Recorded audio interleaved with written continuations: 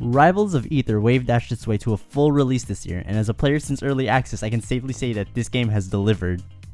Let me give a little bit of backstory. I have been someone who has enjoyed Smash since owning Melee. I have enjoyed every iteration of Smash, but I have always been wary of games with a similar premise and concept. So I am a person who has always wanted a good Smash-like game, only to be disappointed by the few that have come out in the past decade. I'd like to avoid the term Smash clone because calling Rivals of Aether that would be a disservice to what the game is. While Rivals may be a Smash-inspired game, it stands on its own merits and delivers a great experience and value. So without taking up too much time, let's get started with the heart of this gem, sending your opponent flying off the stage.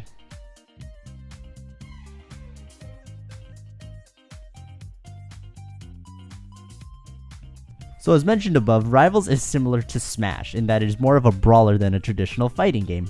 The basic point of the game, beat the crap out of your opponent and then knock them out of the stage. While very simple in concept, the beauty and finesse of this game is in the combination of character movesets and the mechanics in the game's core design. So I'm going to be throwing a lot of terms that are very common in fighting games, but more specifically to Super Smash Bros. Titles. This isn't super integral to your experience unless you plan to play competitively, but it's something that I feel is necessary to bring up. Rivals of Aether takes the cues from other fighting games and brawlers, but its goal is to make a title that is competitively interesting while having a learning curve that isn't as intimidating as other games. The game streamlines many aspects of these other titles, such as taking out the shield found in Super Smash Bros. Shields are replaced by a parry system. There is a dedicated parry button that allows you to counter enemies by parrying at the same time you are being attacked. This allows you to punish enemies because enemies who are parried will be stunned for a short time. Another aspect from Super Smash Bros. Is wave dashing. While wave dashing is integral in competitive Melee, it isn't as integral in this game, though it does have its benefits. Also, I think it's important to note that wave dashing is an intentional mechanic this time around. These elements, along with the exclusion or change in several other mechanics such as ledge grabbing, wall jumping, and air dodging, make for a game that may seem iterative, but has a metagame and style all its own. So I talked a lot about these design decisions, but these little changes completely set the foundation for any kind of meta-narrative this game will have competitively.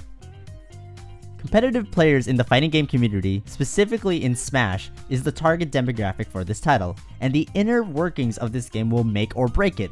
Overall, I find all the little mechanical tweaks in this game more enjoyable and balanced than not, and I have had a blast with this familiar yet engaging fighter. Now, I've talked about how fighting in Rivals of Aether plays out. Now the question is, what are the modes in which you can destroy humans and AI alike? The biggest addition in the full release coming from early access is the single player modes, previously only limited to practice mode. There are two new additions, Abyss and Story Mode. Story Mode is about what you expect from a fighting game and it is rather short. However, that being said, there is a leaderboard for how fast you can complete each character's story mode, adding incentive for you to replay and attempt to get a faster time. Overall, it's bare bones but not terrible. The real treat here is the Abyss mode. Abyss mode is an endless mode where you go through levels of challenges all on one life. The challenges for each level varies and gets progressively more difficult the further you progress. This is an absolute blast, and I have tons of fun seeing how far I can go with certain characters. Other modes for local play are the standard practice mode, tutorial mode, and local versus mode. While the amount of things to do offline are on the smaller end of the spectrum, this game has a good amount of content considering the price you are paying. Online is where the game really comes alive. There are various modes to scratch that competitive itch, such as ranked and unranked 1v1 modes, friendly matches with people on your friends list, and 2v2s. I think it's important to note that as of right now, there is no way to do 2v2s with your friends unless you are challenging them. Kind of a bummer.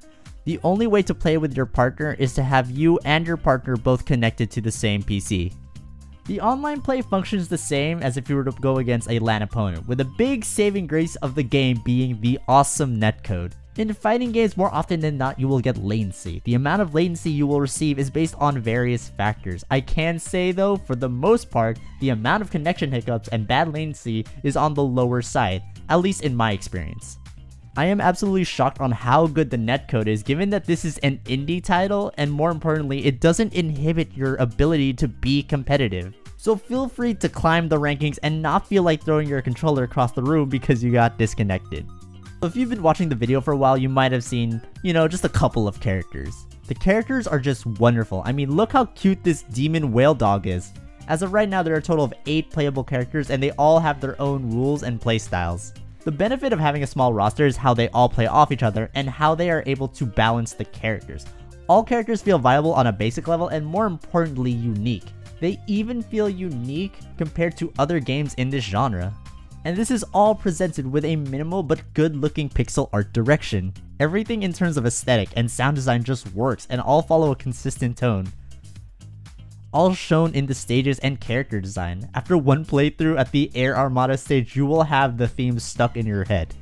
Rivals of Aether is such a good package for how much the game is. The game is good for those who want a casual brawler on their PC or a competitive fighter with a solid netcode.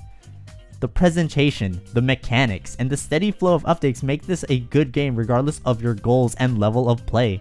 This game is a steal for how much you're paying, and I don't mind putting more hours into this wonderful little gem. Rivals of Aether gets my very first 5 out of 5. Go get this game if you have the $15 to spend.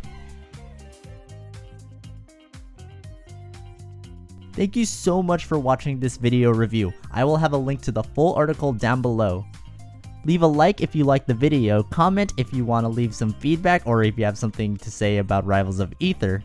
If you'd like to see more content, feel free to subscribe to the channel. We have a lot of cool videos here, and most importantly, if you want to see more articles and other stuff like this, feel free to check out heypoorplayer.com. Thank you so much for watching, and have a good day. Unless you're a Crag main, and if you are a Crag main, I'm sorry we can't be friends.